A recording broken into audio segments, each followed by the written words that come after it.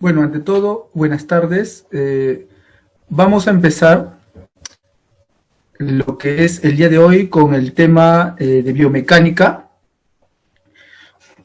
Básicamente vamos a tener los conceptos que significan más importantes para el desarrollo de la biomecánica en el cuerpo del ser humano y cómo esta va a influir sobre lo que es la parte de la fisioterapia, ¿no?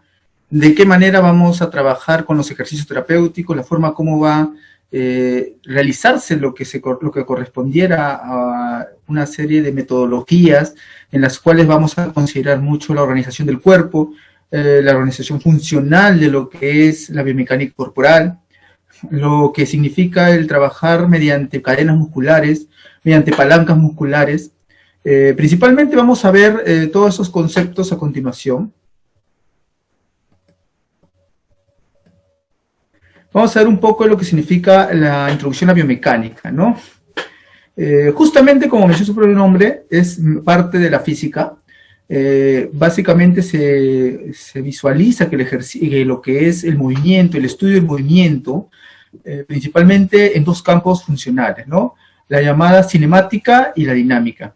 En este caso, la cinemática va a ocuparse de describir movimientos en función de un recorrido, ¿no? Puede ser una velocidad, una aceleración, ¿no? Esto en cuanto a física, vamos a llevarlo al campo pues, terapéutico mediante los ejercicios que vamos a tener, el desplazamiento que vamos a ejecutar en los segmentos corporales, ¿no? La contracción muscular, la distensión del músculo de acuerdo a cada fibra y la manera como se desarrolla el movimiento, ¿no? En cuanto a la dinámica, va a estudiar la influencia de las fuerzas, ya sea una fuerza sobre un cuerpo, puede ser en reposo, estático o también en movimiento, ¿no?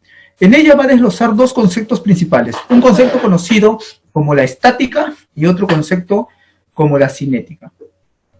En este caso, lo que es la estática y la cinética bien se refieren pues a componentes opuestos, ¿no? Estática se refiere a un componente en cuerpo en reposo y la cinética en movimiento.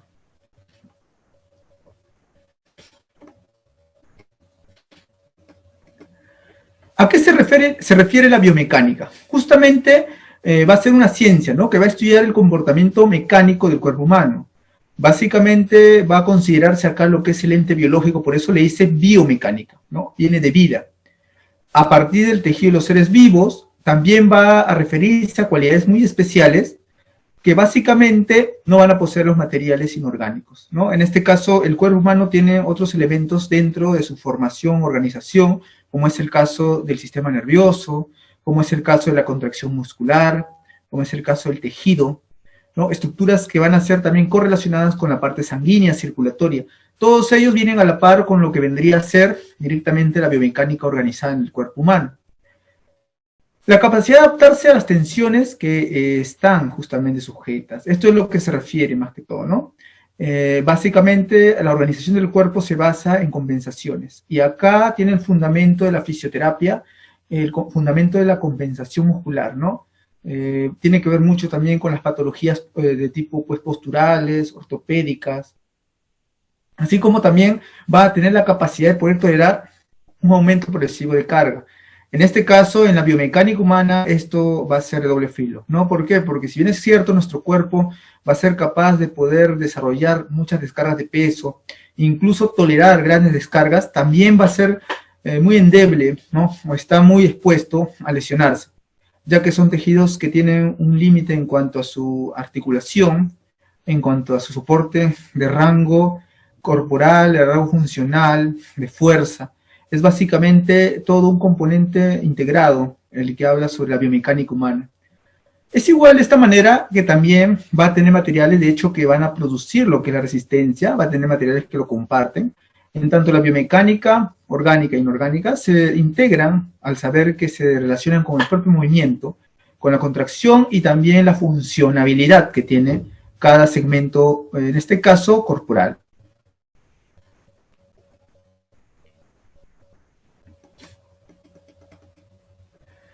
Básicamente la biomecánica va a ser un área del conocimiento interdisciplinario que va a utilizar conocimientos de mecánica, ¿no? Ingeniería, anatomía. Nosotros propiamente somos un componente anatómico, de una manera estructural no diferente a las máquinas biológicas, porque nosotros realizamos actividades que implica una palanca de peso, una descarga, una funcionabilidad constante, también implica lo que es una resistencia, una tensión, una aceleración, ¿no? Es un proceso integral. Entonces, eso es la biomecánica justamente, ¿no? Igualmente vamos a entender también de que este propio cuerpo va a ser sometido a una serie de descargas durante el proceso de crecimiento. Vamos a ir adquiriendo fuerza, vamos a ir adquiriendo estabilidad, coordinación, funciones básicas para la integración de un movimiento que puede ser definitivamente no solo organizado, sino también decisivo para ejecutar nuestras actividades de la vida diaria. Por eso se dice que es necesario siempre manejar una biomecánica integradora. Desde siempre ha sido un componente integrador, solamente la diferencia está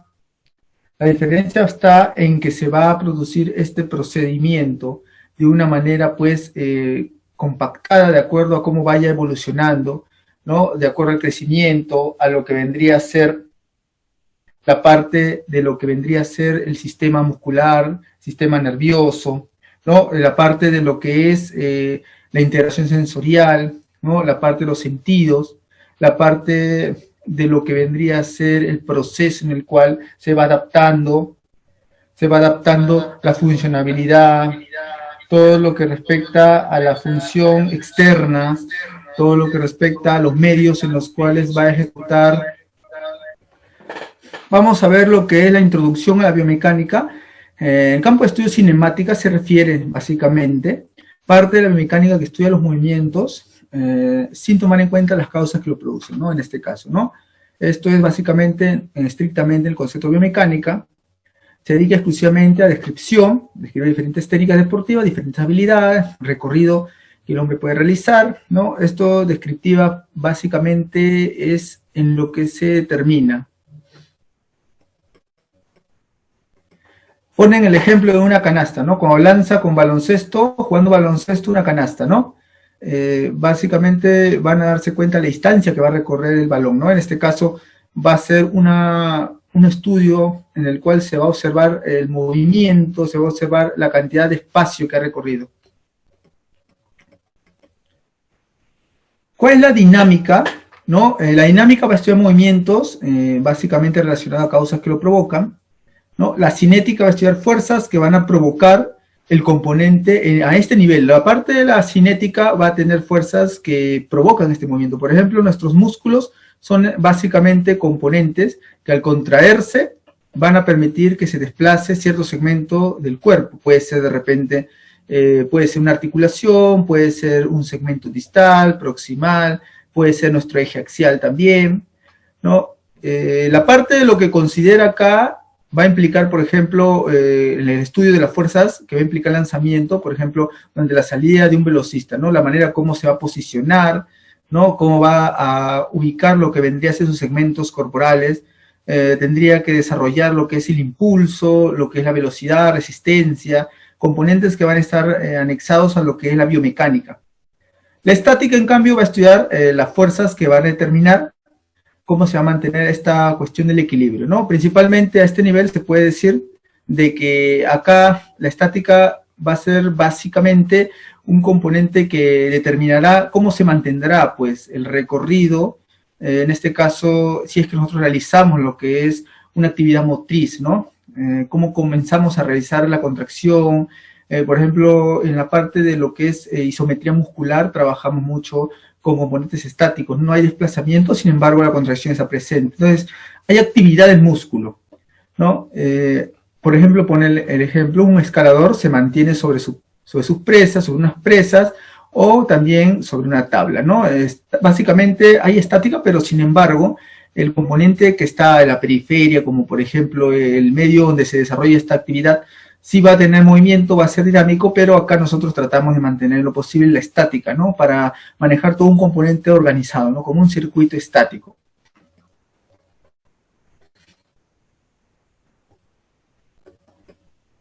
¿Cuáles son los objetivos? A este nivel vamos a ver objetivos difieren según el área de aplicación, ¿no? Por ejemplo, en educación física describen tareas y ejercicios, ¿no? Indican una serie de principios sobre la forma de evitar lesiones, en este caso. ¿no? Dictan principios generales que ayudan a comprender diferentes actividades y ejercicios también, ¿no? ¿Y por qué se basan en ello la biomecánica? ¿No? Porque esta va a tener principalmente lo que se conoce como los principios de la biomecánica, la tensión, la aceleración, la velocidad, la fuerza.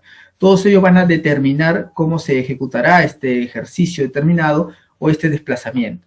Por eso, por ejemplo, al ejecutar una actividad motora, ya sea de patronización o ya sea una actividad de fuerza, de resistencia, de equilibrio, etcétera, etcétera, vamos a poder tener en cuenta mucho lo que vendría a ser la función que va a cumplir cada una de las estructuras musculares, anatómicas.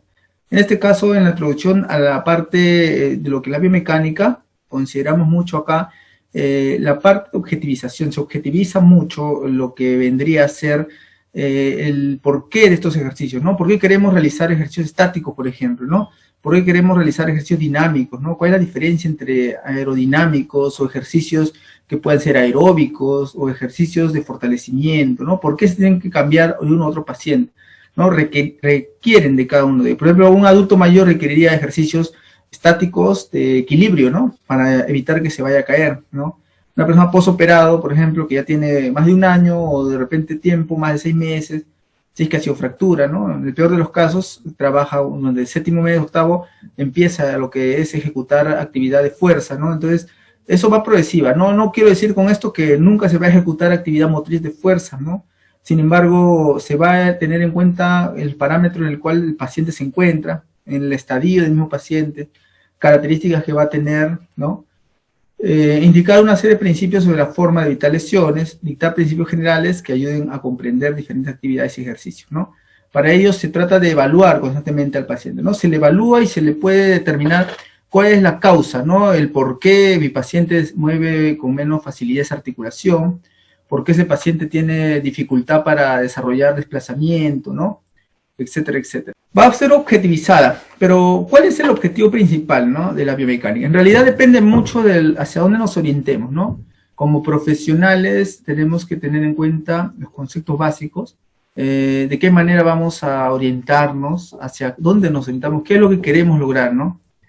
Los objetivos principales en realidad van a ser para que podamos nosotros tener en cuenta mucho lo que es el objetivo principal, ¿no? A largo periodo, ¿no? Quisiéramos que ese paciente pueda de repente llegar a caminar, de repente estar estable, ¿no? De repente tener fuerza, ¿no? Puede ser deportista y necesita de repente competir, ¿no? Entonces necesita tener un grado máximo muscular para ejecutar las labores que venía realizando, ¿no? En cuanto a la biomecánica puede ser ocupacional también, ¿no? Y va a ejecutar lo que es la relación, el estudio de la relación del hombre con las máquinas, por ejemplo, conseguir un mayor rendimiento, eso va a depender, ¿no? De la actividad laboral que realice. Igualmente la construcción de apartados de rehabilitación, ¿no? Es decir, hacer programas de rehabilitación para que pueda el paciente llegar a su tratamiento de una manera óptima, ¿no? Eso es principalmente lo que se basa en la parte de la biomecánica, ¿no? Igualmente menciono que acá una biomecánica puede ser la famosa biomecánica médica, ¿no? Va a evaluar patologías que aquejan al hombre, para igualmente va a hacerlas de repente, permitirle que pueda ser mejor evaluada. En este caso, lo que genera es una solución, ¿no? A mejorar lo que es estas patologías del movimiento. Construcción de aparatos de rehabilitación también puede utilizarse órtesis, ayudas biomecánicas, como menciona, ¿no? La silla de ruedas, el bastón, la muleta, todas ellas son ayudas biomecánicas, ¿no? Desarrollar prótesis en este caso, si es que el paciente fue amputado, por ejemplo, ¿no? De cadera también, prótesis intrínsecas para las articulaciones. Entonces, todas ellas se basan en esto, ¿no? En principios de introducción a la biomecánica, ¿no? Cómo ejecutarán esas movilizaciones, ayudará a mejorar la postura, la organización del cuerpo está en base a ello. Vamos a tener en cuenta entonces que esos aditamentos son muy importantes.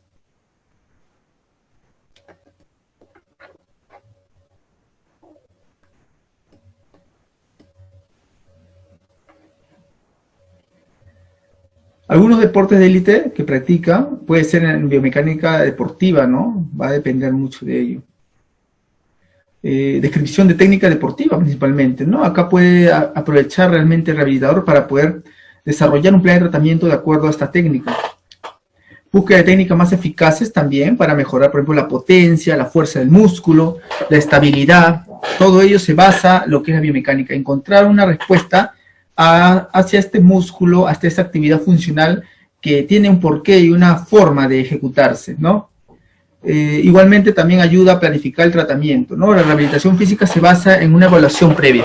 La evaluación previa va a tener muy en cuenta lo que vendría a ser los principios de la biomecánica, o sea, qué tanta resistencia tiene el paciente, qué tanto deterioro muscular, qué tanta fuerza, cómo se encuentra en estadio funcional, ¿no? Qué características va a tener en sí, en este caso, de acuerdo a la patología, el paciente, ¿no? Biomecánicamente se encuentra apto, si es desarrollado como un deportista de repente, ¿no? Todo ello se tiene que considerar.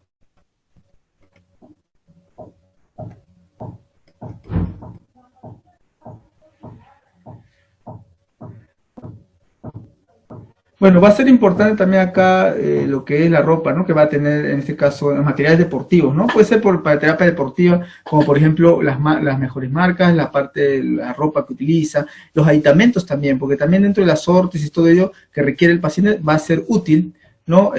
Para desarrollar esta biomecánica.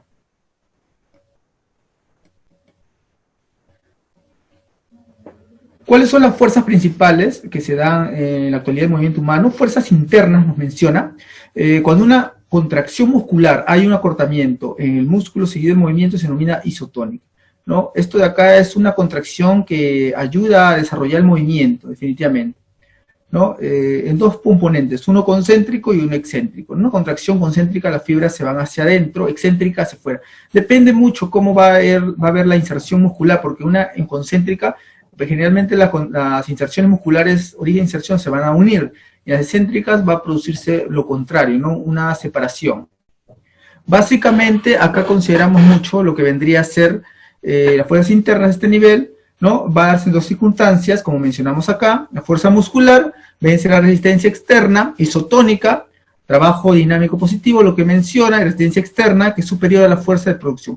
Esta justamente puede ser una fuerza ejecutada por, de repente, una polea, o de repente utilizamos un aditamento extra, ¿no? Todo ello va a ayudar mucho al movimiento igualmente, porque la contracción muscular, dependiendo también el estadio en el cual se encuentre, va a favorecer muchas veces a la zona periférica donde se ejecuta, ya que esta contracción muscular tiene por objetivo, pues, mejorar la estabilidad, la fuerza, ¿no? Mejorar lo que es el equilibrio, la funcionabilidad y todo.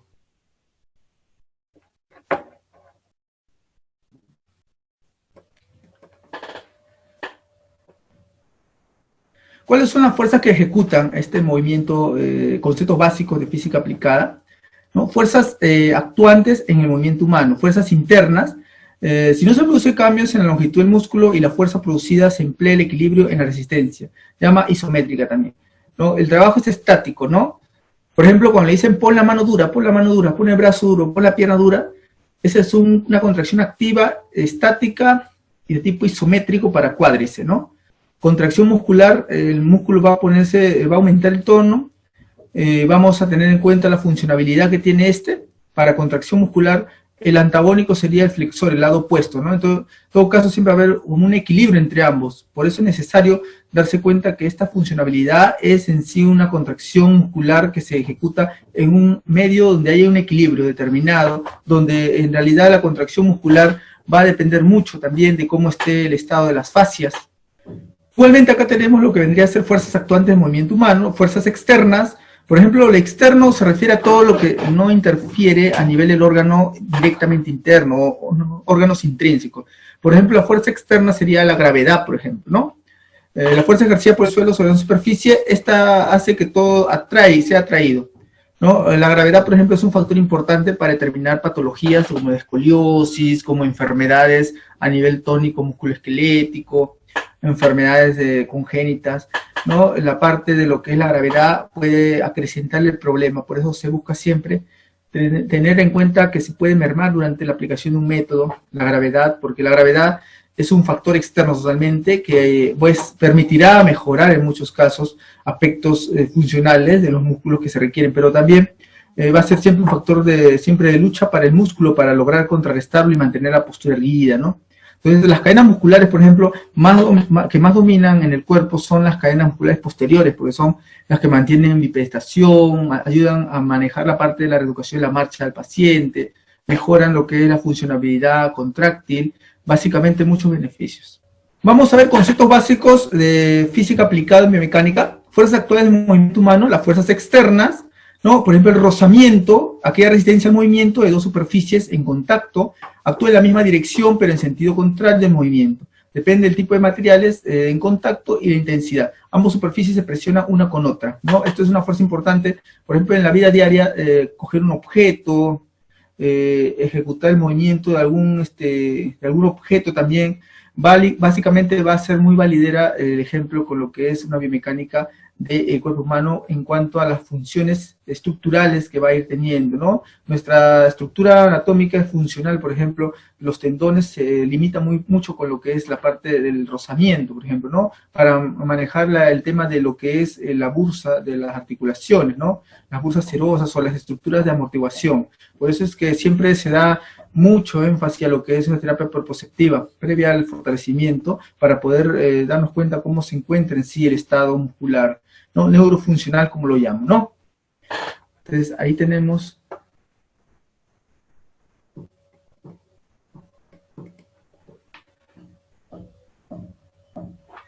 ¿Hasta ahí alguna pregunta de repente? ¿Alguna consultita?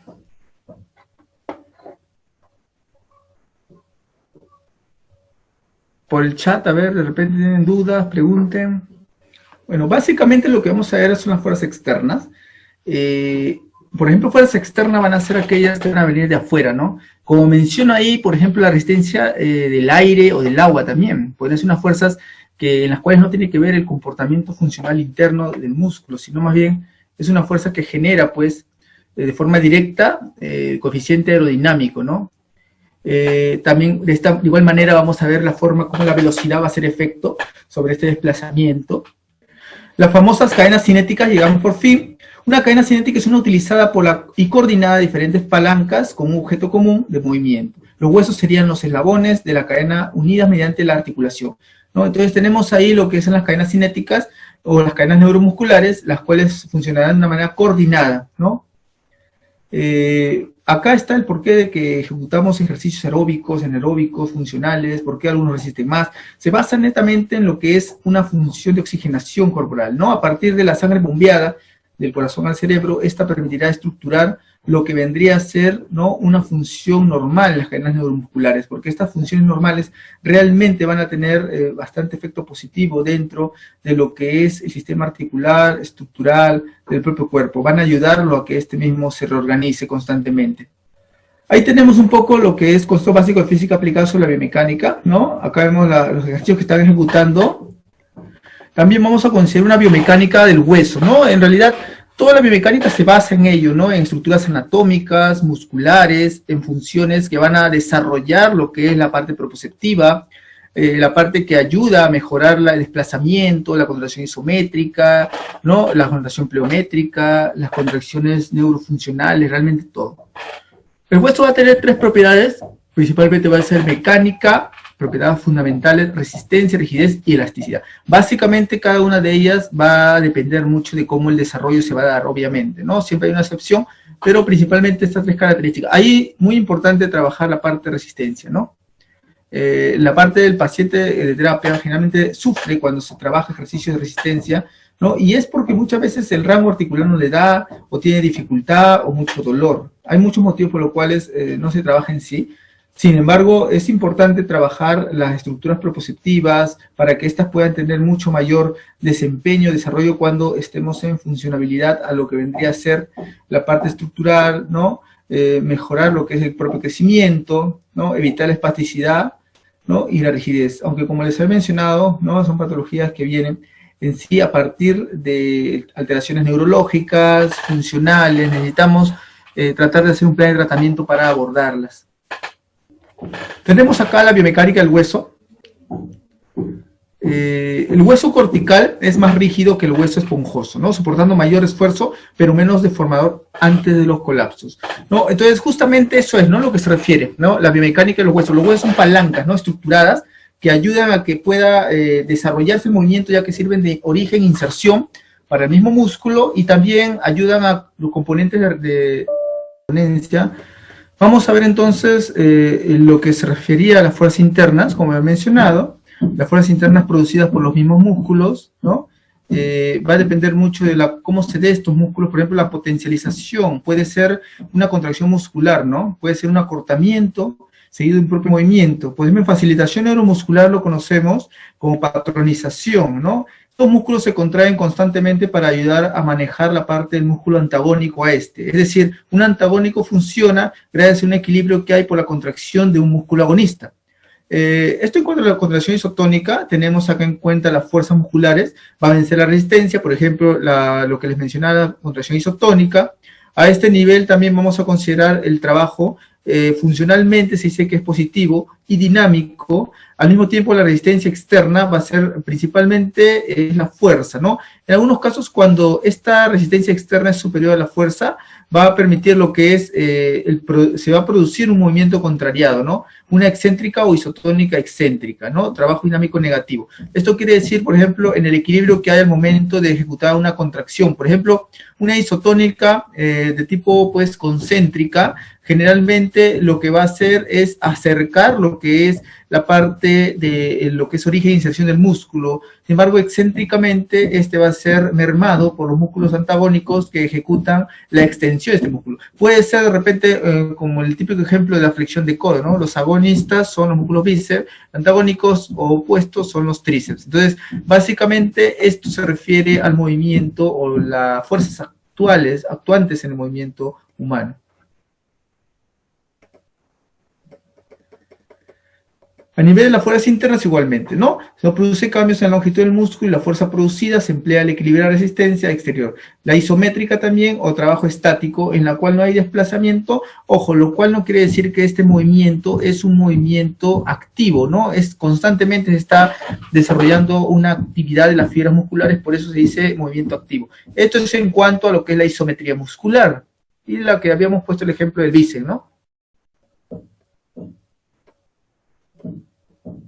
Las fuerzas actuantes en el movimiento. Fuerza externa, la gravedad, por ejemplo, ¿no? Una normal es la fuerza ejercida por el suelo sobre el cuerpo apoyado en él, ¿no? Entonces, la normal es básicamente la fuerza que ejerce el cuerpo, en este caso, la estructura de la superficie, ¿no? Siempre es igual al peso del cuerpo. Esto es básicamente todavía el dilema que vamos a ver a continuación.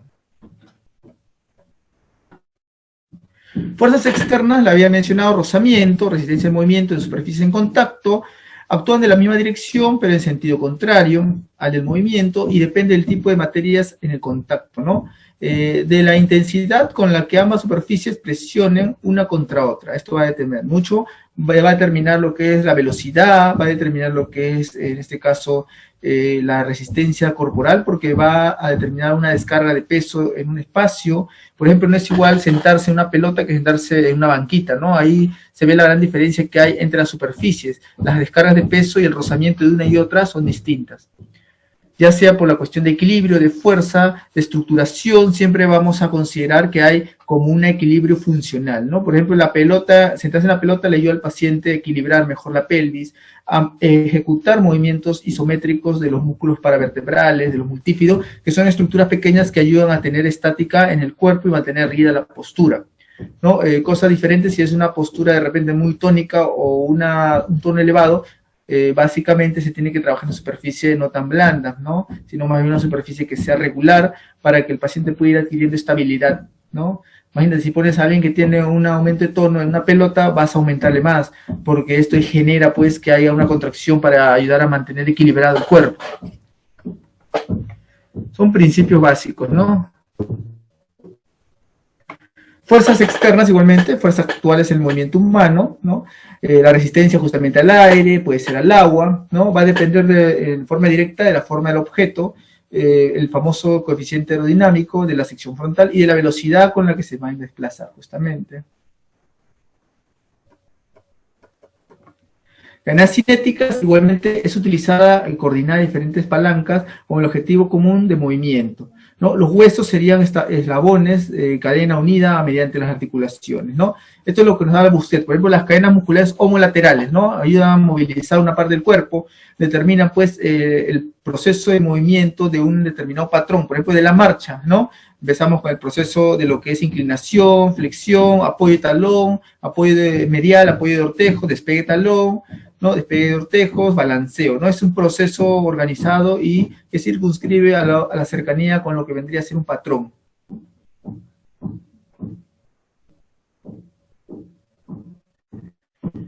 Conceptos básicos, igualmente, vamos a ver de qué manera se va a ejecutar el ejercicio, el movimiento, el plano, el eje, básicamente de ellos. Habíamos mencionado la biomecánica del hueso, va a tener 3 propiedades mecánicas fundamentales: resistencia, rigidez y elasticidad, ¿no?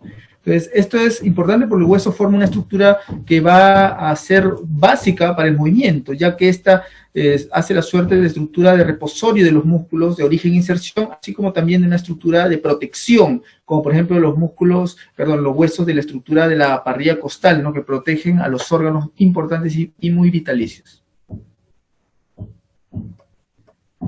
En cuanto a la biomecánica de los tejidos humanos, igualmente el hueso cortical es más rígido, el hueso esponjoso va a soportar mayor fuerza, pero menos deformaciones ante el colapso. Por eso se dice que vamos a ver la manera de estudiar la parte de la biomecánica propia del hueso. El hueso tiene un periósteo, una estructura que lo protege. También va a tener una biomecánica, dependiendo del tipo de hueso que sea, porque hay diferentes tipos, ¿no? Va también a considerarse mucho cómo va a estar formado, si es muy resistente, si tiene componentes de calcio, elementos que le dan fuerza, que le dan vitalidad. Todo ello tiene que ver con, básicamente, la biomecánica de estos tejidos humanos.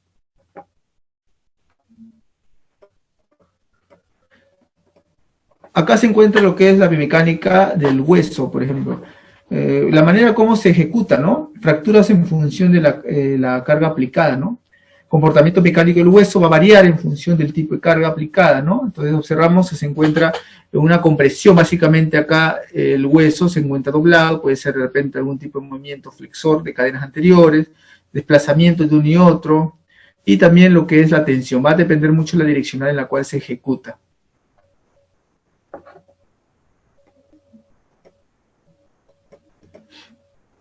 ¿A qué se denomina compresión?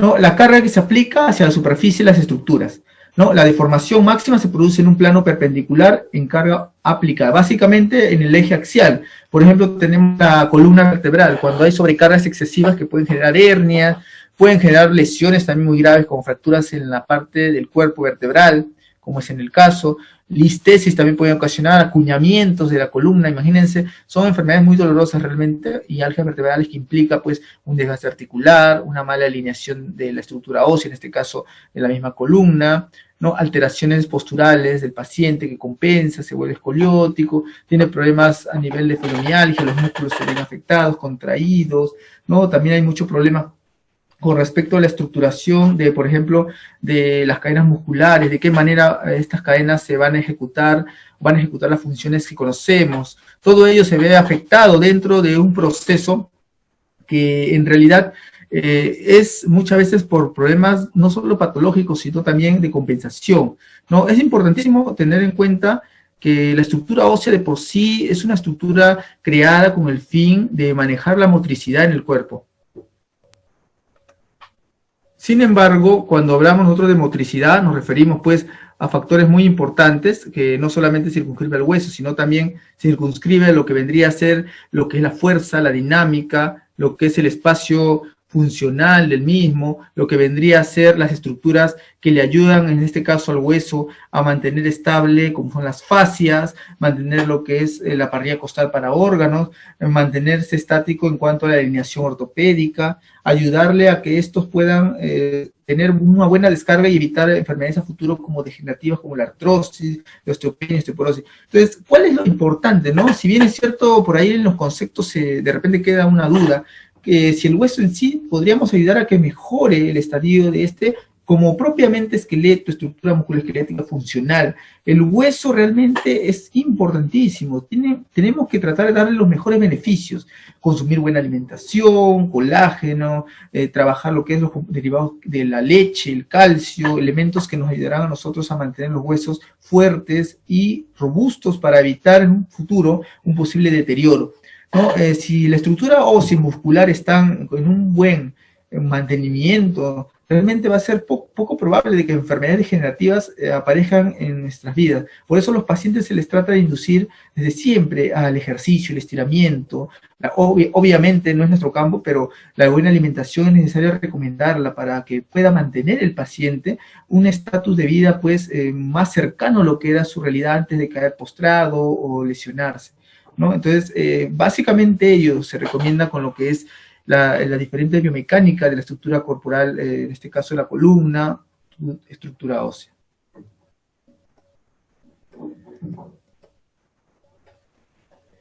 La biomecánica del hueso, ¿no? De qué manera se va a manejar, ¿no? Se va a aplicar una carga, básicamente, en superficies estructurales, donde va a haber deformación, ¿no?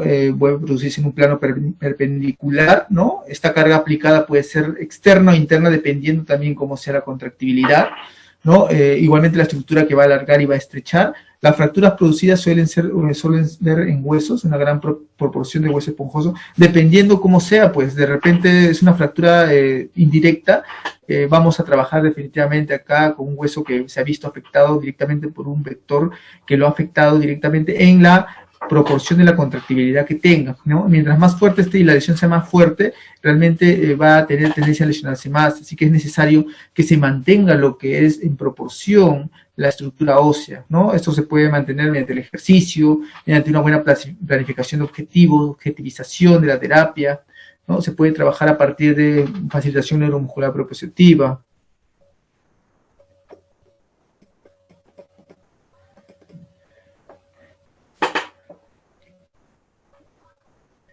Igualmente algunas biomecánicas del hueso, consideramos a la cizalla, que básicamente se va a aplicar en una carga paralela a la superficie de la estructura.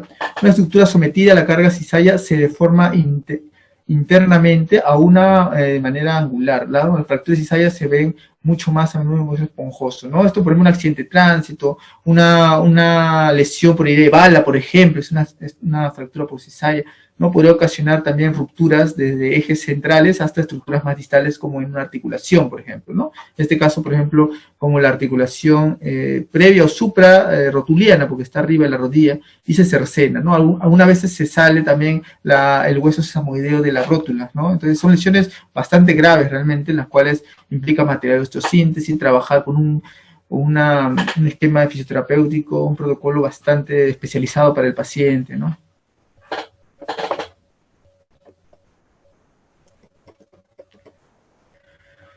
Bueno, acá se puede ver un poco la biomecánica del hueso, ¿no? De qué manera se da, ¿no? Una flexión, por ejemplo, ¿no? Cadenas musculares sabemos que la ejecuta, pero también tenemos que considerar mucho que acá va a haber la disposición ósea, de qué manera va a desarrollar el propio movimiento en el cuerpo, ¿no? Vemos la direccional de cada estructura ósea, acá por ejemplo vemos la cabeza del fémur, ¿no? La cabeza del fémur, en qué direccional se va, ¿no? Vamos a ver cómo se ejecutan las rotaciones principalmente. No, la biomecánica realmente nos va a ayudar a entender cómo funcionan las articulaciones y las estructuras que están circunscritas al movimiento en sí, cómo funciona el músculo, de qué manera va a poder desplazarse en cuanto a su carrera articular, de qué manera puede ejecutar el movimiento propiamente, qué tipo de músculos son, ¿no? Dice que la flexión es un esfuerzo a que está sometida en un cuerpo cuando las fuerzas externas tienen un curvado. Como consecuencia hay compresiones en la zona interna de la curvatura, la aplicación de la fuerza y la tracción en la externa, ¿no? Esto depende mucho. Por ejemplo, a nivel de lo que es la flexión de cadera, siempre va a haber un movimiento retroposterior de la cabeza, en este caso femoral, ¿no? La parte acetabular, básicamente, en cuanto a su cinemática, va a desarrollar actividades funcionales que, por ejemplo, ayudarán, pues, a que se desplace mejor. Por ejemplo, en esas carreras articulares va a desplazarse rápidamente.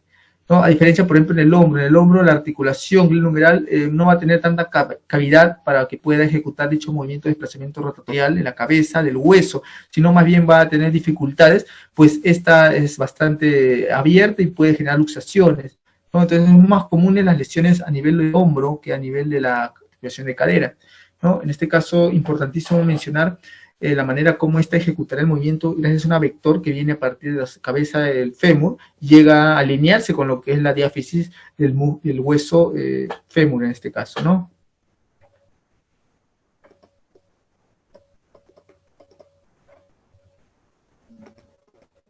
Vamos a observar la biomecánica de los tejidos también, ¿no? Biomecánica del tejido, biomecánica del hueso, por ejemplo, tenemos ahí flexión, tenemos, por ejemplo, las fracturas producidas, se observan comúnmente en los huesos largos, ¿no? En la biomecánica, cómo se da a nivel de esta estructura. Por ejemplo, una contracción muscular fuerte podría generar, si que hay tensión excesiva o alteración postural, una ruptura de un ligamento, de un músculo. En este caso, si ha habido un cercenamiento producto de un accidente, también implica un daño a nivel colateral de los músculos, de las arterias y complejo vascular nervioso. Por eso se dice que siempre luego de una lesión es importante tratar de estabilizar, ¿no? Para evitar que haya astillamientos, que en este caso produzca muchas más laceraciones en las estructuras blandas, ¿no? Siempre pasar por una especialista y también por un diagnóstico por imágenes para determinar el grado de fractura en este caso, ¿no? Siempre se va a tratar de buscar la manera en la cual la biomecánica pueda ayudar y contribuir en ello, a analizar cómo ese paciente en el futuro va a adaptarse a, digamos, a mejorar lo que es la descarga de peso, la propiocepción, la fuerza, ¿no? Que son elementos básicos para que pueda desarrollar una biomecánica normal y natural, en este caso, ¿no? Acá las compensaciones son secuelas bastante molestosas, realmente. Muchos que se dedican a trauma pueden dar fe de ello. Lo que más molesta para el paciente que viene postoperatorio definitivamente es la rigidez, la elasticidad alterada por la retracción de la piel, la retracción del músculo, ¿no? El queloide formado luego de la cicatriz del postoperatorio, todo ello juega un caldo de cultivo como para disminuir el estatus de vida de la persona o dejar a la persona con una calidad de vida bastante incómoda. El paciente no puede ni movilizarse, entonces necesitamos darle a ese paciente posibilidad mediante esto, ¿no? Mediante un análisis adecuado biomecánico, en el cual determine realmente cuál es su funcionabilidad dentro de lo que es la fisioterapia. Básicamente tenemos acá muy en cuenta lo que vendría a ser algunas imágenes de rupturas de tibia, peroné, ¿no? O también de hueso fémur, que se ejecutan productos de herida de bala, de accidente de tránsito, etcétera, etcétera.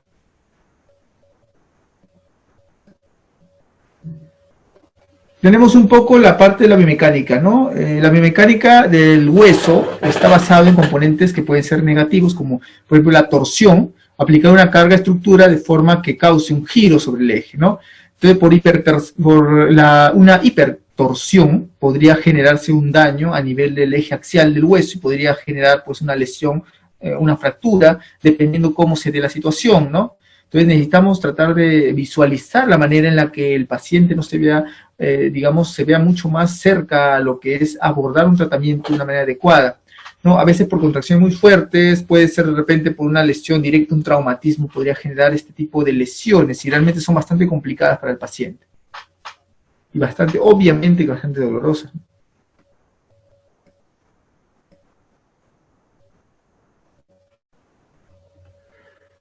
La biomecánica del hueso, básicamente, la carga combinada, ¿no? El hueso está sometido a complejos patrones de carga durante las actividades comunes. Por ejemplo, en la marcha, ¿no? La marcha es una actividad muy importante, pues la marcha va a ayudar, pues, al paciente a que pueda ejecutar una patronización, ¿no? La biomecánica justamente ve pues en lo que es la patronización, una adecuada propiocepción y descarga de peso, pero que sin embargo el paciente al ejecutarla a su propio modo puede generar contracturas de compensación, ¿no? Por ejemplo, en la marcha del hemipléjico se ve mucho más notorio, ya que ellos tienen la tendencia a hacer contracción tipo isométrica constante y en algunos casos hipercontracción opistótono debido a problemas centrales. Sin embargo, es muy parecido a la forma como se aborda, justamente porque se trata de estimular constantemente a ese sistema nervioso del paciente. El paciente puede tener un sistema nervioso que le ve afectado, ¿no? Entonces necesitamos nosotros poder analizar adecuadamente con historia clínica, ver antecedentes a los cuales, digamos, el paciente no ha estado expuesto. Básicamente tenemos que considerar mucho que la parte de las lesiones a este nivel implica que haya pues una estructuración de su anatomía funcional. El paciente tiene que reorganizarse y reeducar lo que es su postura, la marcha, la caminata, lo que es el gateo, las funciones del neurodesarrollo que están integradas dentro de ese proceso normal, ¿no?, de la persona, ¿no? Entonces necesitamos por ello tener en cuenta muchos esos conceptos básicos.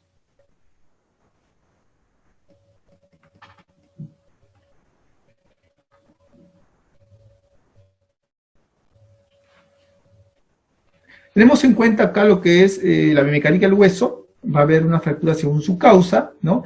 Encontramos fracturas habituales, puede ser por un golpe, violencia, etcétera. Fracturas patológicas por enfermedades óseas, osteopenia, osteoporosis, osteomalacia. Fracturas por fatiga, igualmente las que les menciono a los que practican deporte.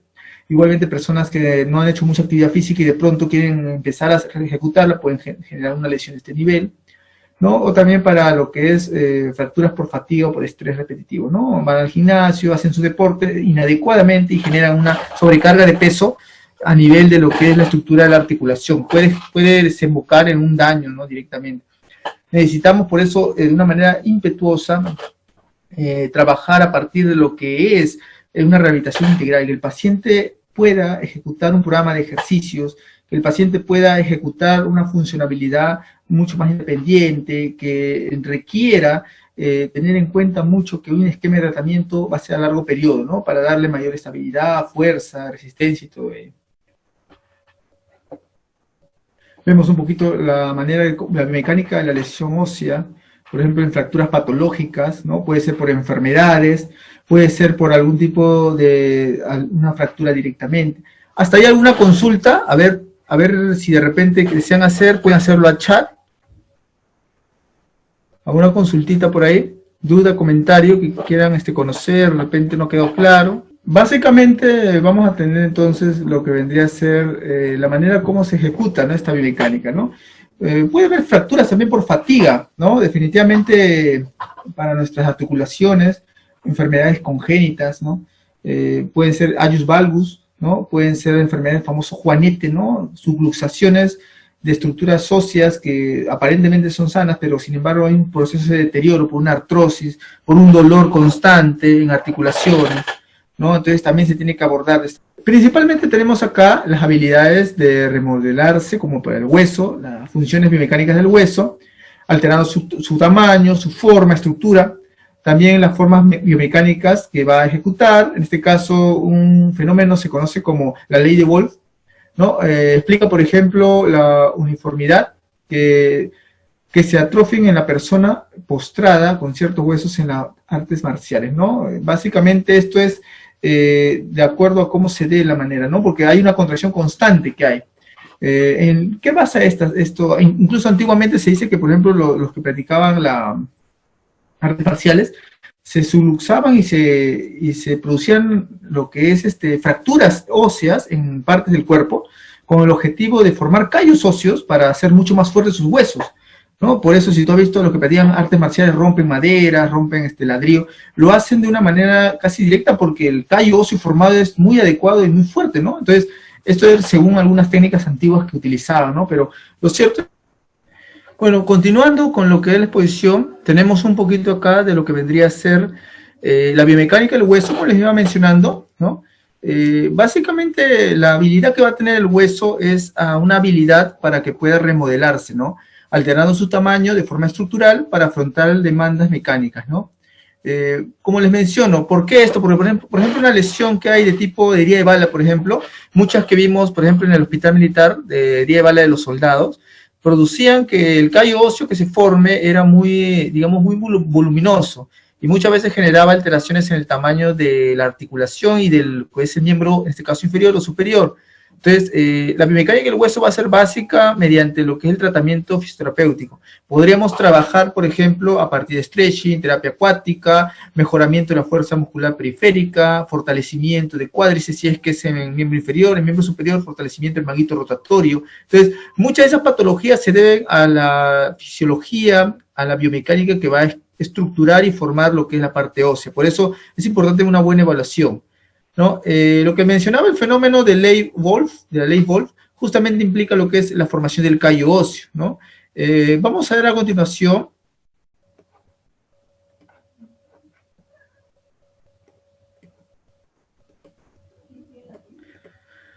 Lo que vendría a ser un poquito más acerca de los cambios del hueso con la edad. Definitivamente las fracturas para nosotros van a variar. Como terapeutas tenemos que evaluar adecuadamente. Una fractura no es igual que se da a un niño o que se produce en un adulto o en un adulto mayor. En los adultos mayores la fractura va a ser compleja y va a generar pues que haya una dificultad en la reestructuración y formación del callo. En algunos casos nunca se logra osificar ese callo, entonces se necesita un abordaje distinto, nuestro punto de vista de mantenimiento, de ayudarle a evitar la contractura, el dolor, la postración, ¿no? Tenemos, por ejemplo, acá parte importante, el envejecimiento va a ser algo normal, progresivo, la densidad ósea que vaya perdiendo, ¿no? Las trabéculas van a adelgazar y obviamente puede tener enfermedades adheridas como osteoporosis, osteopenia, osteomalacia, el hueso esponjoso también va a tener en cuenta un adelgazamiento total del hueso cortical. Entonces necesitamos nosotros abordar acá ya desde un punto de vista estabilizador y evitar que vaya a producirse mayor complejidad en cuanto a la lesión, o también vamos a tratar de evitar de que el paciente pueda tener de repente complicaciones posturales o volverse a caer, ¿no? Esto acá es un mantenimiento prácticamente, ¿no?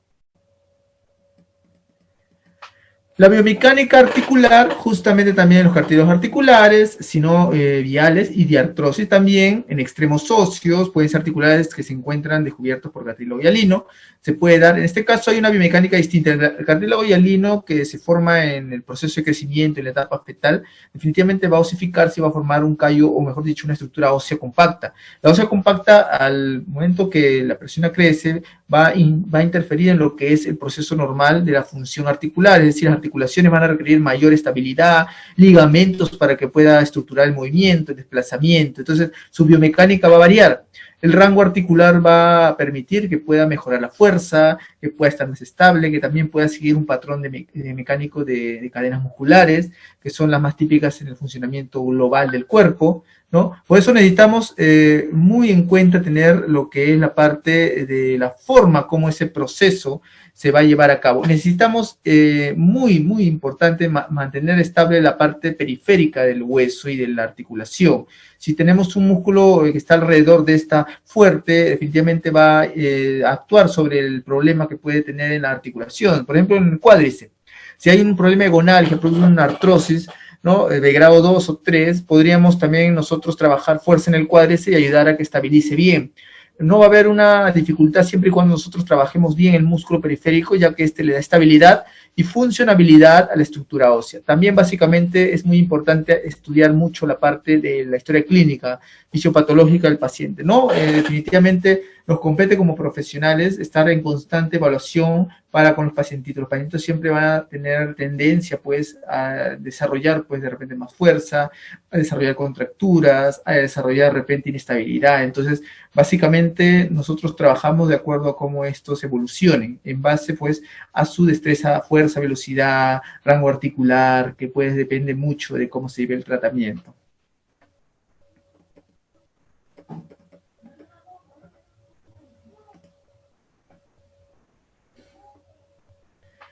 Biomecánica de los tejidos humanos, igualmente vemos acá cómo se va a producir, ¿no? A nivel de lo que es la parte de fascia, por ejemplo, las articulaciones, los tejidos humanos se refiere básicamente al tejido articular, tejido que se encuentra alrededor de la articulación, fascias, también componentes que ayudarán a mantener la estructura superficial de lo que es la parte del hueso, la parte ósea, ¿no? Vamos a mejorar también con lo que es la estabilidad funcional, ¿no?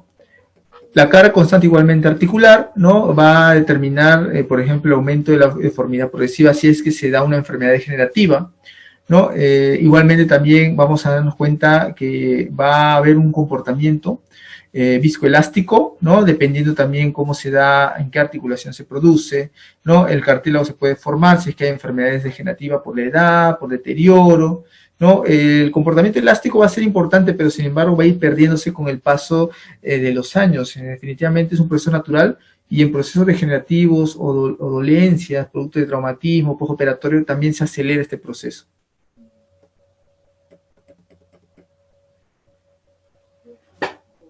El cartílago básicamente es el responsable final de que una articulación funcione correctamente, ¿no?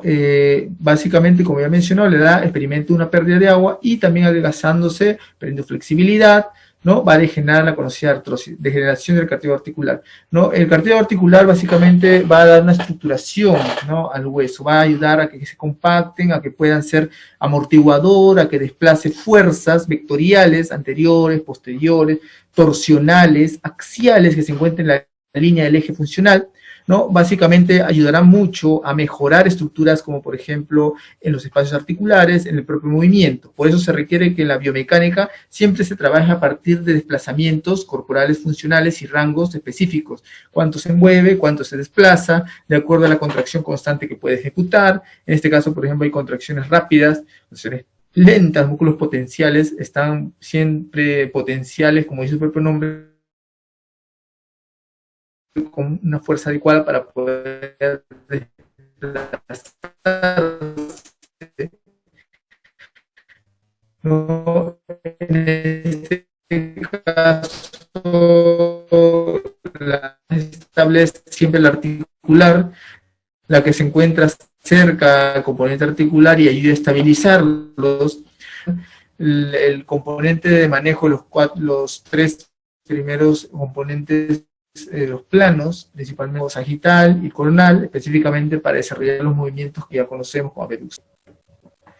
En cuanto a ligamentos y tendones, ¿no? Presenta un comportamiento visoelástico, bajo cargo y a mayor deformación, mayor rigidez del tejido. Por ejemplo, cuando hay inestabilidad en la parte ligamentosa, generalmente se puede traducir esa sensación en contractura y dolor, debido a que trabajan músculos de más, ¿no? Ya que no hay una estabilidad en la articulación, sobre todo los ligamentos cruzados, que son los que más sufren a nivel de lo que es una lesión en rodilla, ¿no? Entonces, necesariamente hay una compensación musculoesquelética, conlleva contracturas de espacios, pequeños espacios que van a hacer o a ejecutar lo que es el síndrome del cajón anterior, ¿no? En la parte de la articulación, en la parte de la rodilla, tenemos que tener la evaluación constante para poder notar qué área musculoesquelética se encuentra dañada a este nivel, para poder darle facilidad mediante las fascias neuromusculares, mediante el desplazamiento y la descarga de peso.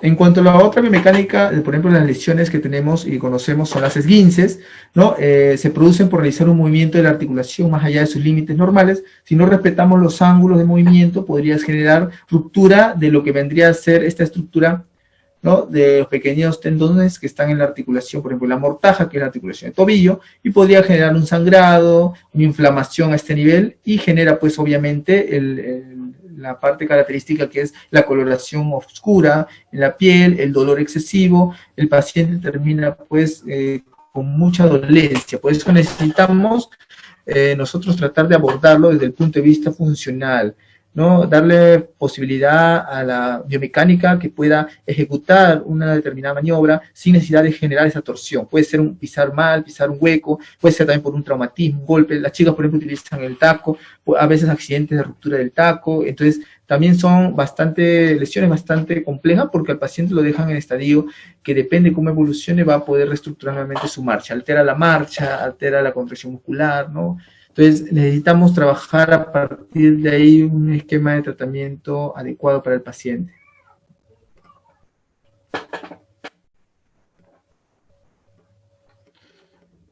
Luxaciones, también tenemos acá, por ejemplo, van a producirse por una flexión o extensión más allá de los límites normales, por un golpe directo en la articulación, pero a diferencia del esguince, las superficies articulares quedan separadas, ¿no? Y se acompaña de desgarro o rotura de ligamentos, ¿no? Acá sí podría haber bastante dolor realmente.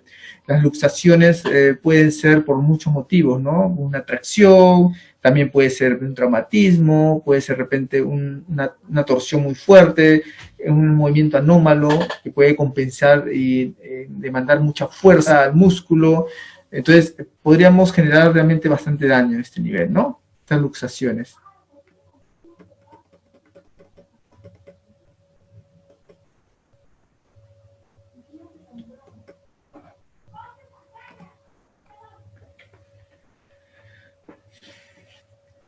En cuanto a lesiones de los tendones, bueno, se puede observar cómo se da, ¿no? Las lesiones son más vulnerables si están ubicadas cerca de las articulaciones.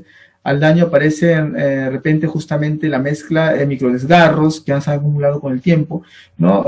Una lesión no puede ser recidivante. Por ejemplo, los que son deportistas tienen que hacer, digamos, una buena rehabilitación, ¿no?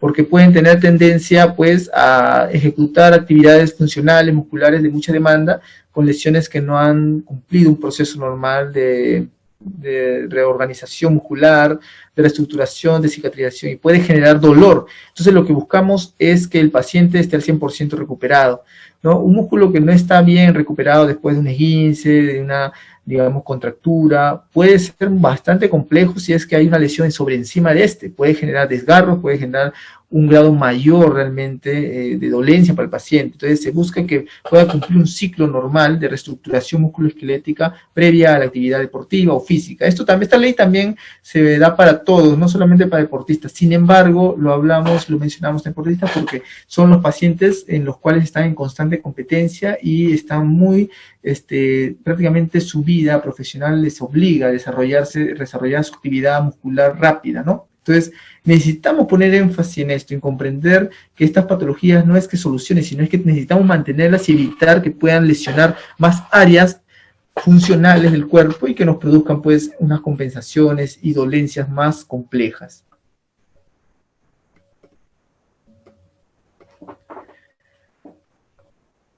La biomecánica del músculo, justamente, que les iba a mencionar, ¿no? Según el trabajo mecánico, van a realizar clasificarse a agonistas o motores, ¿no? Igualmente los antagónicos hacen función opuesta al agonista, sinergistas los que van a ayudar al movimiento, una cadena neurofuncional, por ejemplo, como lo habló Busquet, como lo habla FNP, trabajamos a partir de cadenas musculares. Nuestro trabajo se basa en ello, ¿no? En tener en cuenta las cadenas funcionales para poder ejecutar cierta actividad que sea un patrón, ¿no? La marcha, puede ser una actividad funcional de la vida diaria, etcétera, etcétera. Actividades ocupacionales, desarrollar lo que es el movimiento de los brazos, etcétera, etcétera.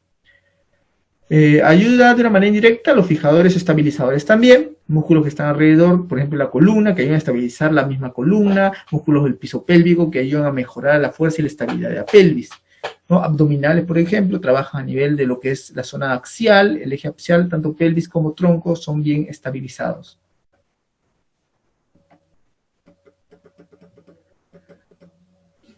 Acá vemos un poquito las fibras, cómo se da la biomecánica a nivel de las fibras musculares. Las fibras famosas del tipo 1, fibras conocidas como rojas, de contracción lenta, pocas miofibrillas, pero mucha mioglobina y justamente mitocondrial y gotas lipídicas, ¿no? No se fatigan fácilmente ya que obtienen gran cantidad de energía, tienen reservas y proceden pocos residuos. Justamente, estos músculos, por ejemplo, de fibras tipo 1 van a ser aquellos que van a mantener la postura. Por ejemplo, los paravertebrales, las estructuras que están en la columna, los multífidos, son de fibras de tipo 1 porque estas no se, imagínate si estas se cansarían o perderían fuerza, no podríamos estar parados ni erguidos. Entonces son constantes, ¿no? Estos músculos básicamente son estabilizadores para ayudar al cuerpo a manejar una biomecánica erguida, ¿no? En posición en contra de la gravedad o antigravitatorios, ¿no?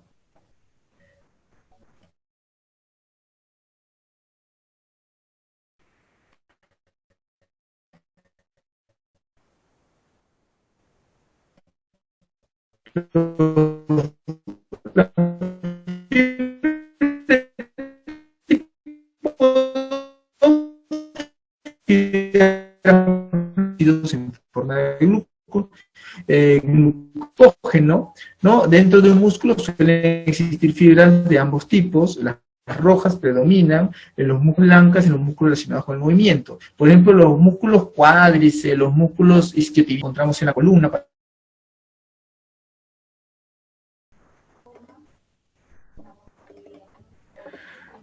Bueno, como les seguía mencionando, básicamente vamos a ver un poquito las fibras musculares.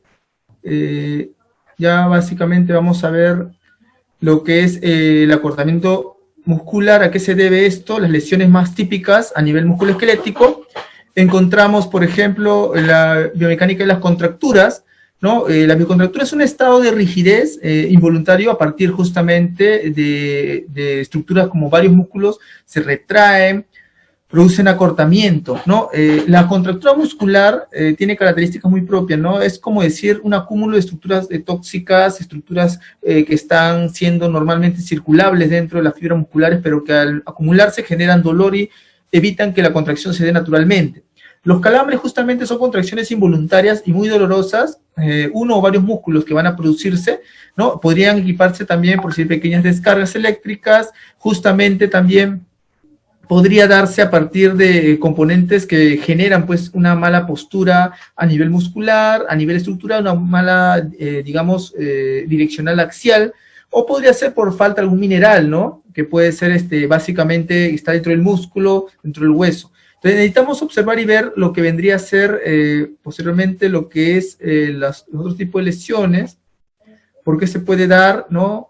Puede ser por elongación, una contusión, va a producirse debido a un golpe, puede ser una lesión leve, ¿no? Al estirarse el músculo también puede darse esta lesión, ¿no?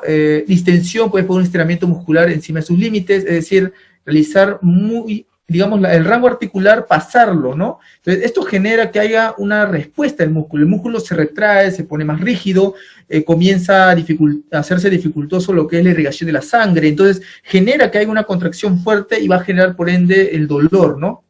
Igualmente también a nivel de lo que es el desgarro, también se puede dar esto por lesiones ya, digamos, deportivas, por ejemplo, ¿no? Un tirón muscular, ¿no?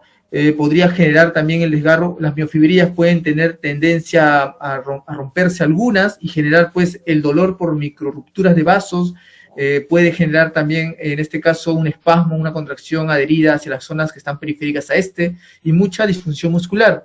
Rotura de fibras también, ¿no? Puede producir mucho dolor intenso, hinchazón, ¿no? Muscular, puede ser, por ejemplo, producto de repente de algún un desgarro de un esguince, una distensión excesiva, podría darse de repente un traumatismo, podría darse de repente debido a un sobreesfuerzo, sobredescarga en una articulación o un músculo también. Por ejemplo, los más comunes son el famoso síndrome de Popeye, ¿no? En el cual una lesión terrible en la parte de los músculos del bíceps, ¿no? Vamos a ver a continuación algunos tipos de lesiones, ¿no? Justamente quería mostrarles acá. Segundito, a ver. Algunos tipos de lesiones. A ver, vamos a ver entonces lo que vendría a ser acá, un poquito de lo que es artrocinemática, ¿no? Vamos a ver principalmente algunos componentes kinesimétricos. Acá hablan sobre el movimiento intrínseco articular, por ejemplo, de rodamiento. La artrocinemática, para que se entienda, va a ser la manera como se va a dar el desplazamiento en un acto biomecánico. Por ejemplo, cuando te habla de lo que es flexión de muñeca, ¿no? Normalmente acá nosotros trabajamos a nivel de lo que es la articulación, obviamente, flexión de muñeca, ¿no? Entonces, ¿qué va a ser las características de un rodamiento? ¿No? ¿Rodamiento de qué estructura? De la articulación, en este caso, ¿de qué huesos? Del hueso cúbito y el hueso radio. Entonces, básicamente va a desarrollar lo que es la explicación de cómo se va a dar el desplazamiento, la forma como se va a ejecutar, ¿no? Por ejemplo, el deslizamiento puede ser de desviación radial, desviación cubital, dependiendo también la biomecánica que quiera adquirir este movimiento, ¿no? Vamos a ir viendo también un poquito acerca de la forma como va a ser diferenciado el concepto de osteocinemática, ¿no? Un macromovimiento osteocinemática va a referirse pues a la rama de la biomecánica que se encarga de estudiar el movimiento de los huesos en espacios sin detenerse y evaluar las causas que lo provocan, y el gasto energético empleado para su producción, ¿no? Es decir, va a mencionar en nivel macro cómo se ejecuta este movimiento. Flexores de hueso, por ejemplo, acá, los huesos se desplazan realizando un movimiento rotatorio alrededor de un eje situado en la articulación de uno de los extremos del mismo.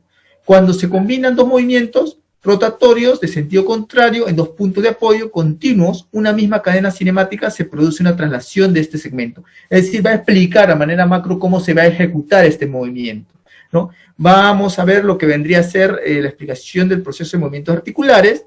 La osteokinemática o artrokinemática estudia el movimiento del cuerpo, ¿no? En este desplazamiento, ¿no? La osteokinemática describe el movimiento del hueso en el espacio, ¿no? Osteokinemática habla cómo el hueso se va a mover, ¿no? Y la artrokinemática describe la relación entre dos planos articulares cuando se produce el movimiento de los huesos, ¿no?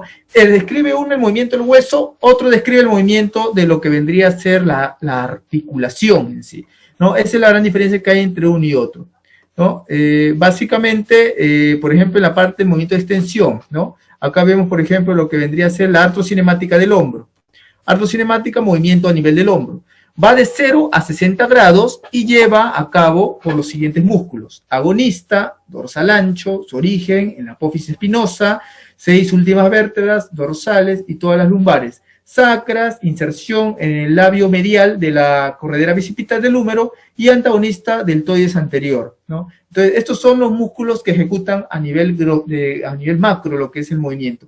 Acuérdense bien que habla sobre lo que vendría a ser la artrocinemática. Esto básicamente cómo se desplaza la articulación, los músculos que participan y el desplazamiento, en este caso, del segmento biomecánico, en este caso que es el brazo, ¿no? Entonces la osteocinemática habla lo contrario, o sea, lo que es el movimiento a nivel del segmento articular. Esto es muy importante porque acá la parte principal de las funciones globales de la biomecánica es poder determinar cuál es el funcionamiento del propio cuerpo, ¿no? El propio cuerpo determina pues una función muy específica en cada movimiento de acuerdo a lo que vendría a ser la postura, lo que vendría a ser la funcionabilidad de este mismo, ¿no? Básicamente quería que vean unas lesiones que hay a nivel de lo que es la estructura muscular, ¿no? Me espero un ratito para ponerles el video, pero sin embargo, vamos a ver, espérenme un ratito.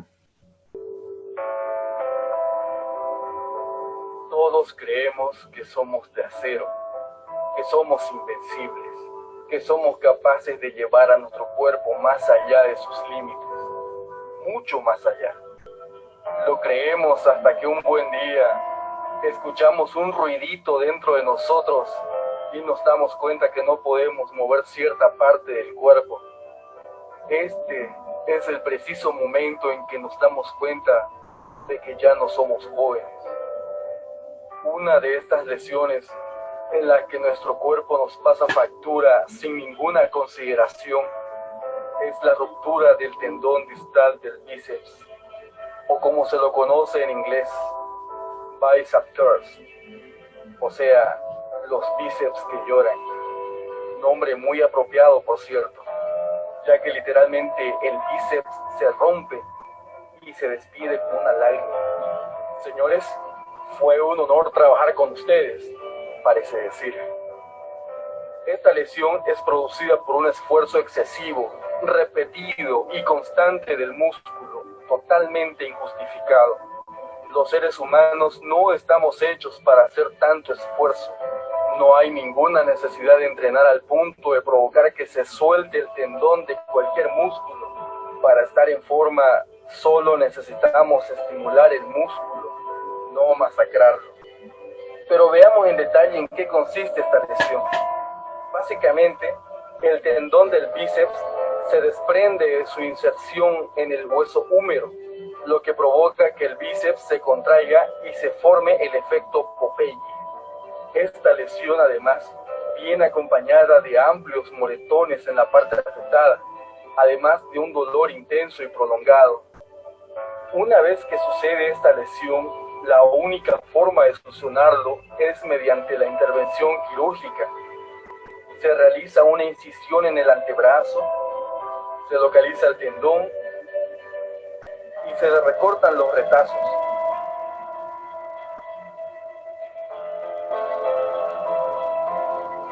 Se le colocan hilos sujetadores junto a ese cosito de titanio que servirá de seguro.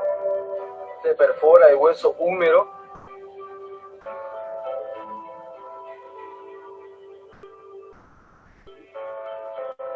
se introduce el seguro por el agujero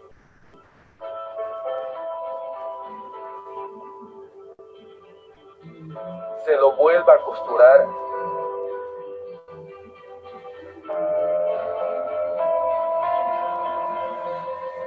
se le hace un nudo, se coloca una tuerca de sujeción, se recorta el hilo y listo. Pero cuéntame, ¿alguna vez te has lesionado de esta manera? ¿Crees que se justifica masacrar a nuestros pobres músculos siendo deportistas orgánicos? Si sufriste de esta lesión, dinos cómo quedaste. ¿Aún eres capaz de realizar los mismos entrenamientos? Yo por mi parte ya aprendí la lección a las malas. Lastimosamente tengo un pequeño desgarro en un tendón de mi hombro. Fue un músculo pequeño, ya que puedo hacer con normalidad casi todos los ejercicios. En el único movimiento que me perjudica es en los fondos de paralela. Salvo ese detalle, todo ha quedado bien. aparentemente. Básicamente ha sido un poco de lo que es la biomecánica de esa lesión. Básicamente lo que es la lesión conocida como la ruptura del tendón del bíceps, o también conocida como la lesión de Popeye, ¿no? Es una lesión bastante dificultosa y dolorosa para el deportista y para aquel que ejecute una actividad deportiva que implique mucha descarga de peso. Por eso tratamos siempre de evaluar adecuadamente y diagnosticar al paciente de acuerdo a lo que él requiera, ¿no? Definitivamente son lesiones deportivas las que se da a ese nivel, ¿no? Bueno, algunos me están consultando acerca de los temas, le voy a pasar ahorita, ¿no? Básicamente, alguna consulta hasta ahí, luego les van a pasar los videos, no he podido encontrarlos, ya luego les pasarán, yo le voy a enviar a la señorita Marilyn para que les pueda enviar los videos de repente, si es que queda alguna duda por ahí. Con respecto a lo que es la parte de la clase y la ponencia de hoy día, alguna consulta, alguna pregunta que tengan, pueden hacerla al chat, lo voy a contestar muy gustosamente, ¿no? De repente alguna duda que quedó acerca de las patologías de la biomecánica, alguna preguntita por ahí. Bueno, básicamente hoy día, ya culminando con la ponencia, lo que queda como conclusión, sacar acerca de lo que hemos visto, de lo que hemos podido analizar con respecto a lo que es las diferentes patologías que puede producirse por una lesión, la biomecánica de cada uno hemos visto, la forma como se maneja lo que es la contracción muscular, los tipos de contracción isométrica, isotónica, concéntrica, excéntrica, el desplazamiento corporal, el tipo de fibras musculares tipo 1, los tipos de fibras blancas, fibras rojas, ¿no? La forma como se analiza la osteocinemática, la osteocinética, la osteoquinética también. Entonces, cada uno de esos conceptos nos servirán como terapeutas, como profesionales, para poder analizar lo que vendría a ser nuestro paciente, darnos cuenta de que en sí es todo un componente global, en el cual implica una evaluación adecuada y muy oportuna por parte de nosotros, mediante nuestra ficha evaluativa, para poder hacer un planteamiento, un esquema de tratamiento, ¿no? Básicamente, en eso se basaba lo que es hoy día conocer un poco más de la biomecánica para poder trabajar en base en ello y poder plantear esquemas de ejercicios funcionales, trabajar lo que es la parte de nuestras técnicas, de nuestros métodos. Por ello es importante conocer esta parte que es muy, de hecho, bastante teórica, ¿no? Conocer sobre la anatomía, sobre la forma como funciona y todo ello, ¿no? Pero definitivamente nos sirve mucho para poder nosotros tener un buen concepto acerca del esquema de tratamiento que ejecutaremos al paciente a largo periodo y a corto periodo. Muchas gracias con todos. Si no hay más preguntas, me dice Marjorie, en un masaje deportivo de contracción isométrico y excéntrica, ¿se puede aplicar un masaje de activación neuromuscular? Siempre se puede aplicar, sin embargo en tiempos distintos, ¿no? Por ejemplo, podrías aplicar primero un stretching de activación neuromuscular, un stretching en el cual trabaje lo que es el stretching analítico, por ejemplo, isquiotibiales para poner la más clásica, ¿no? En las cuales le trabajas el rango y si está limitado no aumentas ese rango porque puede generar una contracción rápida. Lo que queremos es tratar de elevar el rango con cierta fuerza, contraposición del movimiento. Por ejemplo, ahí activamos psoas al momento de una manera, pues, digamos, pasiva de ejecutar la flexión de cadera, pero sin embargo el paciente va a tener que ejecutar la extensión al mismo tiempo. Eso es justamente facilitación neuromuscular. Cada vez que ejecute los movimientos opuestos, antagónicos, como en este caso la extensión, activando glúteos, va a hacer que los músculos de adelante, los músculos cuádriceps, tanto los músculos psoas mayor, vayan a ir ganando fuerza de acuerdo al rango articular. Eso es en facilitación neuromuscular. Sería mucho más recomendable hacer stretching con facilitación neuromuscular antes que hacer directamente lo que mencionas, lo que es el masaje activo neuromuscular. De hecho, que también estaría bien con un poco de vibración y propiocepción para que ayude a mejorar la parte de estabilidad articular. ¿Para qué? Bastante bien tu propuesta en este caso y también tu pregunta, bastante interesante. Sí se puede utilizar, ¿ja? ¿Alguna otra consultita por ahí que tenga? ¿Alguna pregunta por ahí? Bueno, entonces, si no hay duda, bueno, hoy día estamos concluyendo, ¿no?